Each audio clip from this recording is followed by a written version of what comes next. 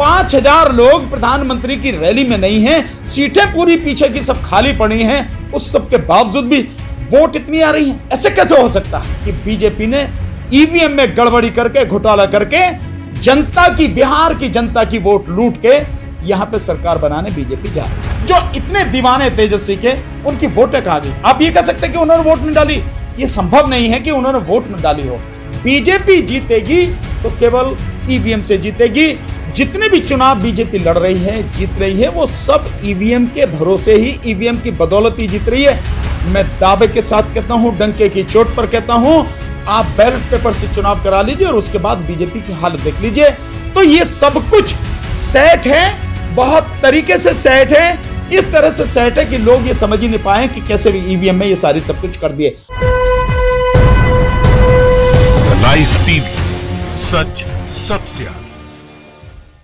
नमस्कार, आप देख रहे हैं द लाइव टीवी और मैं आपके साथ जुनैद अंसारी। और आज जो है बिहार विधानसभा के जो नतीजे लगभग आ चुके हैं और जो वहाँ की मतगणना चल रही है, उसको नतीजों को देख के साफ तौर पे कई सवाल खड़े किए हैं। कई नेताओं ने, जो कांग्रेस के नेता, वो साफ तौर पे कह रहे हैं कि ईवीएम में जरूर घोटाला हुआ है। और आपको बता दें कि ईवीएम पे जो सवाल आज, ये पहली बार नहीं है। 2014 के बाद से, जब 19 का लोकसभा हो, चाहे यूपी का विधानसभा हो, सब पे ये सवाल लगातार ईवीएम पे उठता रहा है। जिस तरीके से आपने देखा होगा, बिहार के चाहे युवा हो, बुजुर्ग हो, चाहे हर जगह गांव-गांव के लोगों के जबान पे सिर्फ एक ही नाम था, तेजस्वी, लेकिन फिर भी आ रही है एनडीए। तो हमारे साथ वरिष्ठ वकील भानु प्रताप जी हैं, आप इनसे बात करेंगे। लगातार जो है ईवीएम के खिलाफ अपनी आवाज़ बुलंद करते रहे हैं। सर, बहुत बहुत स्वागत है आपका। जी, सर, बहुत बहुत शुक्रिया। जिस तरीके से आप भी गए बिहार में और आपने भी वहाँ से बहुत करीब से देखा कि जनता क्या चाहती है, फिर जेडीयू और ये एनडीए का गठबंधन कैसे? नहीं, देखिए, जहां तक जमीनी हकीकत की बात है, केवल मैंने और आपने नहीं, पूरी दुनिया ने देखा जिस तरह से महागठबंधन के पक्ष में और विशेषकर तेजस्वी यादव के पक्ष में उनकी जितनी भी रैलियां हुई हैं, उसमें जो जबरदस्त जन सैलाब था, वो जन सैलाब केवल तेजस्वी का चेहरा देखने नहीं आया। वो किराए की भीड़ नहीं थी जैसे बीजेपी इकट्ठा करती है, वो नहीं थे। वो लोग थे जो तेजस्वी को मुख्यमंत्री के रूप में देखना चाहते थे, तेजस्वी के साथ में खड़े थे, आरजेडी के साथ में खड़े थे। और तेजस्वी ने जो 10 लाख नौकरियों का वादा किया था, उसके साथ में खड़े थे। और बीजेपी द्वारा कोरोना संकट काल में, महामारी के समय में जो लॉकडाउन किया, और उसमें जिस तरह से प्रवासी मजदूरों की और देश की जनता की, और विशेषकर जो यहां की बिहार की जनता थी, उसकी जो दुर्गति हुई, उसकी जो मतलब जैसे वो मरे हैं, मौत रास्ते में चलते हुए, रेल के नीचे कटते हुए, उस सबने जबरदस्त तरीके से गुस्सा था बीजेपी के खिलाफ में। और इसीलिए आरजेडी के साथ में और महागठबंधन के साथ में थे। और वो लोग केवल चेहरा देखने आए हो ऐसा नहीं, वो साथ में वोट देने के लिए भी आए थे और उन्होंने वोट दिया। लेकिन इस सब के बावजूद भी अगर बीजेपी वहां जीत रही है, बीजेपी का एनडीए गठबंधन जीत रहा है, ये निश्चित। इस चुनाव के बाद फिर से एक बार ईवीएम पे सवाल उठ रहे हैं। आपने देखा होगा कि जब वोटिंग पड़ा, चाहे पहले चढ़ का हो, दूसरे चढ़ का हो, तो उसमें कई जगह ईवीएम खराब निकली। एक जगह कई भी सवाल उठे कि एक बार हम आरजेडी को डाल रहे हैं तो 5 बार भाजपा को जा रहा है। और कल रात जब मतगणना से एक रात पहले भी आपने देखा होगा, मशीन जब जा रही थी तो वहाँ पे कुछ गड़बड़ हुई। तो क्या लगता है कि ईवीएम में सेटिंग वेटिंग है? निश्चित रूप से ये इलेक्शन ईवीएम, यही नहीं, जितने भी चुनाव बीजेपी लड़ रही है, जीत रही है, वो सब ईवीएम के भरोसे ही, ईवीएम की बदौलत ही जीत रही है। मैं दावे के साथ कहता हूं, डंके की चोट पर कहता हूं, आप बैलेट पेपर से चुनाव करा लीजिए और उसके बाद बीजेपी की हालत देख लीजिए। बीजेपी अगर यही चुनाव जो बिहार का है, इसी को अभी करा लीजिए, आप दोबारा से वोटिंग करा लीजिए बैलेट पेपर से। दावे के साथ कहता हूं, बीजेपी और ये जो है जेडीयू मिला के अगर 70 सीटें भी ले आए, यहां तो 75-76 सीटें जो है अकेले बीजेपी की दिखाई दे रही। इस समय जो काउंटिंग चल रही है उसमें ये अभी नतीजों में परिवर्तित नहीं हुए हैं, रुझान है। लेकिन रुझान जिस तरह से चल रहे हैं, और इस समय तक 90% काउंटिंग हो चुकी है, 10% जो वोट है वही काउंट होनी बाकी रही है। 12 बजे के बाद से आज लगातार जो ट्रेंड चल रहा है, वो ट्रेंड यही है कि 120 से ऊपर जो एनडीए है वो लगातार जारी है, और बीजेपी की अपने दम पर सीटें 75 के आसपास अब उससे भी ऊपर जाने लग रही हैं। तो ये सब कुछ सेट है।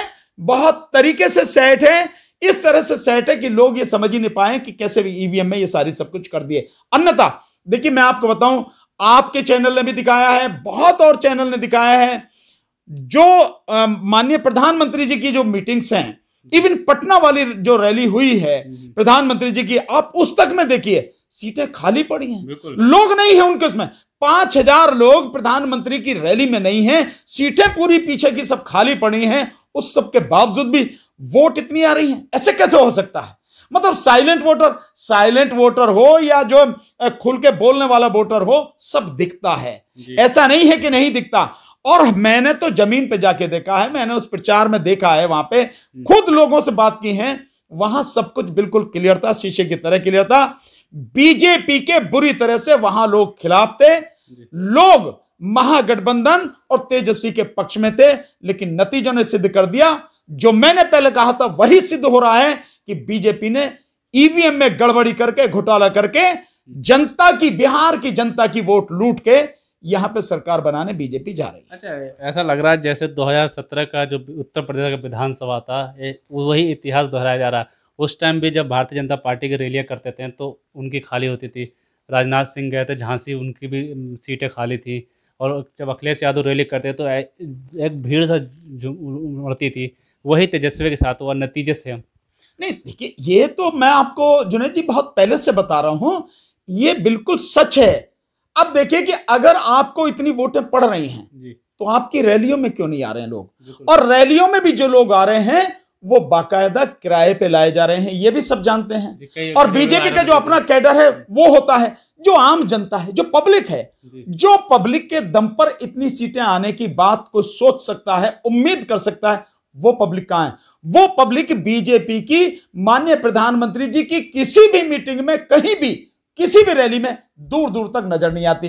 परिणाम ऐसे कैसे आ रहे हैं? ये साफ है कि ये सब कुछ ईवीएम का खेल है, इसके अलावा कुछ नहीं है। और देश की जनता इस बात को जितनी जल्दी समझ जाए उतना अच्छा है। और ईवीएम जब तक रहेगी आप बीजेपी को नहीं हटा सकते। जिस दिन ईवीएम हट जाएगी बीजेपी हमेशा के लिए साफ हो जाएगी, कभी आ नहीं सकती है। केवल और केवल बीजेपी ईवीएम के दम पर जीत रही है। आप कैसे कह सकते हैं जो इतना जन सैलाब आता है वो किराए पे नहीं लाया जाता, वो ढोके नहीं लाया जाता, वो स्वेच्छा से आ रहे हैं। वो नौजवान, वो बुजुर्ग जो इतने दीवाने तेजस्वी के, उनकी वोटें कहां गई? आप ये कह सकते हैं कि उन्होंने वोट नहीं डाली? ये संभव नहीं है कि उन्होंने वोट न डाली हो। वो वोट नहीं डाले तो आए किस लिए? क्या चेहरा देखने के लिए? मैं समझता हूं केवल तेजस्वी का चेहरा देखने नहीं आए, वो सब लोग, वो सब वोट देने आए। जहां तक महिलाओं की बात है, शराबबंदी की बात है नीतीश कुमार की शराबबंदी से महिलाएं बहुत बुरी तरह से नाराज हैं, क्योंकि शराब के बंदी के बाद में वो महिलाओं ने साफ कहा कि पहले तो दुकान से जाके लाता था, अब तो घर में सप्लाई हो रही है। और 5000 करोड़ का जो रेवेन्यू मिलता था सरकार को, वो तो खत्म हो गया। साथ में 21000 करोड़ का जो शराब का व्यापार इसमें हो गया, जो बिहार में शराबबंदी के बाद में 21000 करोड़ का व्यापार हो गया। कहां से हो गया?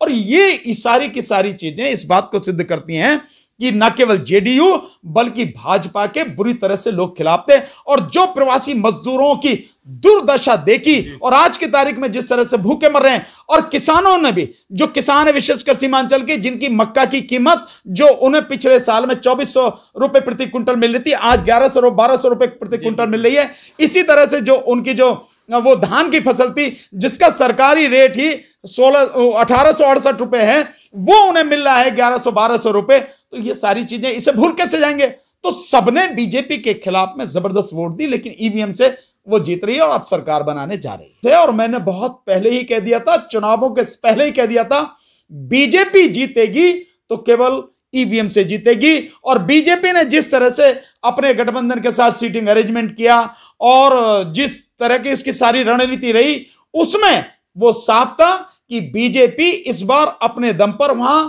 चुनाव नतीजों के कारण अपने दम पर सरकार बनाने की उसमें रणनीति उसने कर रखी है और नीतीश जी को ठिकाने लगा देगी और एलजेपी को ठिकाने। तो एलजेपी के जो हनुमान थे, मोदी जी के जो हनुमान थे, वो तो 0 पे आ गए हनुमान जी तो। और बाकी रहे नीतीश कुमार जी, तो नीतीश कुमार जी की जितनी सीटें डाउन हुई हैं वो साफ ये सिद्ध करती हैं कि बीजेपी ने नीतीश जी की जो वोटें थी वो तो ले ली, लेकिन अपनी वोटें नीतीश जी को ट्रांसफर नहीं कराई, जिसकी वजह से यह हाल है। और यह पहले से ही प्री प्लान था, सब कुछ सेट था शुरू से ही, वही नतीजे सामने हैं। तो अब क्या होगा? दूसरी पार्टी है, विपक्षी पार्टी है, फिर या जनता? अब तो आप साफ तौर पर अगर जिस तरह से ईवीएम सेटिंग हो रही है तो लोकतंत्र के लिए खतरा, तो अब इसका क्या नतीजा क्या निकलेगा? अब क्या देखिए, लोकतंत्र तो कहने के लिए रह गया, लोकतंत्र तो खत्म हो गया। इस लोकतंत्र को केवल जनता बचा सकती है, जन आंदोलन बता सकते हैं।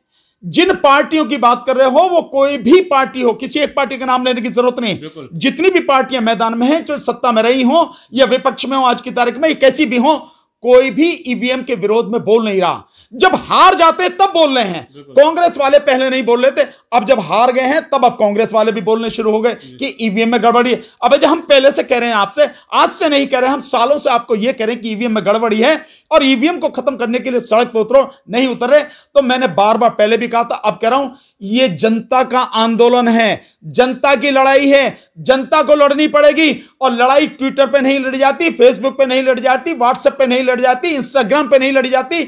लड़ाई जो है सड़क पे लड़ी जाती है। और जन आंदोलन का रूप जब तक ये नहीं लेगा ईवीएम का आंदोलन, ईवीएम का मुद्दा, तब तक बीजेपी, ये ईवीएम हटेगी नहीं। और ईवीएम हटेगी नहीं तो आप बीजेपी को हटा नहीं सकते, बीजेपी ही जीतेगी। इसलिए जनता से मेरा निवेदन है कि पार्टियों को जाने दो भाड़ में। पार्टियों को अगर समझ आए तो बहुत अच्छी बात है, नहीं आए जाने दो भाड़ में, जन आंदोलन करो, क्योंकि नेताओं का कुछ नहीं बिगड़ता, बिगड़ता जनता का है। जनता को सोचना चाहिए कि जब वोट तो उन्होंने दी तेजस्वी को, महागठबंधन को, और जीत रही है बीजेपी, क्यों? सिर्फ ईवीएम से। सोचना पड़ेगा और करना पड़ेगा, संघर्ष करना पड़ेगा। नहीं तो दो में से एक चीज आपको करनी पड़ेगी, या तो संघर्ष करो, नहीं तो इस बात के लिए तैयार रहो, या तो मारे जाओगे, नहीं तो गुलाम बनाकर बने रखे जाओगे। जो ठीक हो वो कर लो जी। बिल्कुल, जिस तरीके से आज सुबह से नतीजे देखे हमने और लगातार जो नतीजे देखने को मिल रहे हैं बिहार के, यही उम्मीद लगाई जा रही थी कि पहले जो था कि तेजस्वी सरकार बनाएंगे, महागठबंधन सरकार बनाएगी, लेकिन उल्टा हो गया पूरा। और लोग भी, चाहे कांग्रेस के पार्टी के नेता हो या और भी लोग हो, चाहे वकील भानु प्रताप जी, लगातार यही बात ये कह रहे थे कि ईवीएम में खराब है। आज फिर से वही बात ईवीएम पे आके ये विधानसभा चुनाव जो है बिहार का रुक गया है। लाइव टीवी, सच सबसे आगे।